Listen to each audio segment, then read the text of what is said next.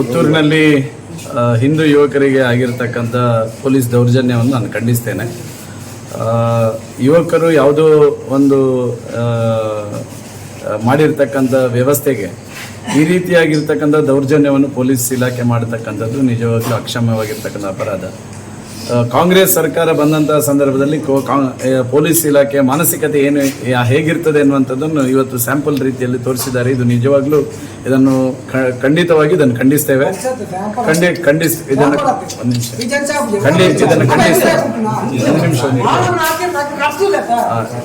ಖಂಡಿಸ್ತೇವೆ. ಇದನ್ನು ಈ ಒಂದು ವ್ಯವಸ್ಥೆಯಲ್ಲಿ ಏನು ಪೊಲೀಸ್ ಇಲಾಖೆಯವರು ಮಾಡಿರ್ತಕ್ಕಂಥ ದೌರ್ಜನ್ಯ ಇದೆ, ಇದನ್ನು ಅಕ್ಷಮ್ಯವಾಗಿ ಖಂಡಿಸ್ತೇವೆ. ನಮ್ಮ ಹಿಂದೂ ಸಮಾಜದ ಕಾರ್ಯಕರ್ತರಿಗೆ ಈ ರೀತಿಯ ಯಾವುದೇ ರೀತಿಯಾಗಿರ್ತಕ್ಕಂಥ ಘಟನೆಗಳಾದರೆ ಅದರ ವಿರುದ್ಧ ಹೋರಾಟವನ್ನು ಮಾಡ್ತಕ್ಕಂಥ ಕೆಲಸವನ್ನು ಬೆಳ್ತಂಗಡಿ ವಿಧಾನಸಭಾ ಕ್ಷೇತ್ರದ ಶಾಸಕನಾಗಿ ನಾನು ಮಾಡ್ತೀನಿ.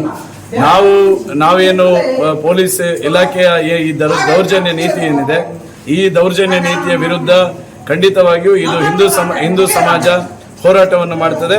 ಯಾವ ಕಾರಣಕ್ಕೂ ಹಿಂದೂ ಸಮಾಜದ ಕಾರ್ಯಕರ್ತರಿಗೆ ಅನ್ಯಾಯ ಆಗದ ರೀತಿಯಲ್ಲಿ ನಾವು ಮುಂದಿನ ದಿನಗಳಲ್ಲಿ ಹೋರಾಟವನ್ನು ಮಾಡ್ತೇವೆ.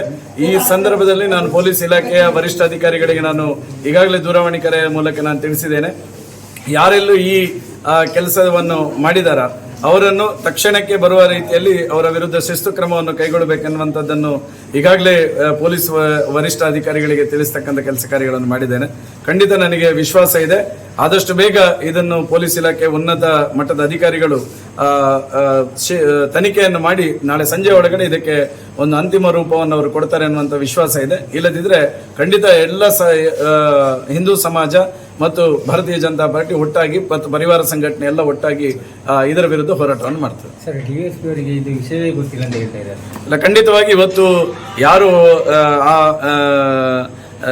ಹೊಡೆತವನ್ನು ತಿಂದಿದ್ದಾರೆ, ಅವರು ಯಾರು ಹೊಡೆದಿದ್ದಾರೆ ಅನ್ನುವಂಥದ್ದು ಅವ್ರಿಗೆ ಗೊತ್ತಿದೆ.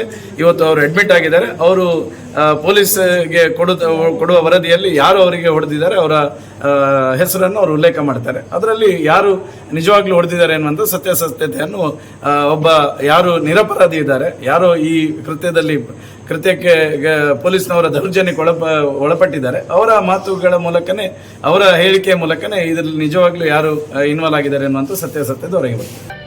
ಬಂಟ್ವಾಳ ತಾಲೂಕಿನ ಮಾಣಿಯ ಬಾಲ ವಿಕಾಸ ಆಂಗ್ಲ ಮಾಧ್ಯಮ ಶಾಲೆ ನೂತನವಾಗಿ ಸ್ಥಳಾಂತರಗೊಂಡ ಸುಸಜ್ಜಿತ ಅಂತಾರಾಷ್ಟ್ರೀಯ ಗುಣಮಟ್ಟದ ಡಿಜಿಟಲ್ ಕ್ಯಾಂಪಸ್. ಸತತ 34 ವರ್ಷಗಳ ಸುಭದ್ರ ಸೇವೆಯೊಂದಿಗೆ ಇದೀಗ ವಿದ್ಯಾರ್ಥಿ ಸ್ನೇಹಿ ಶೈಕ್ಷಣಿಕ ಶುಲ್ಕಗಳು, ವಿಶೇಷ ಆರಂಭಿಕ ಕೊಡುಗೆ, ಡೊನೇಷನ್ ಮುಕ್ತ ದಾಖಲಾತಿ ಹಾಗೂ ಇನ್ನೂ ಹಲವಾರು ಆಫರ್ಗಳು. ಬನ್ನಿ, ನಿಮ್ಮ ಮಗುವಿನ ಭವಿಷ್ಯ ವಿಕಾಸಗೊಳ್ಳಲು ಬಾಲ ವಿಕಾಸದಲ್ಲಿ ದಾಖಲಾತಿ ಮಾಡಿಸಿ. ಕರೆ ಮಾಡಿ 990222 26466.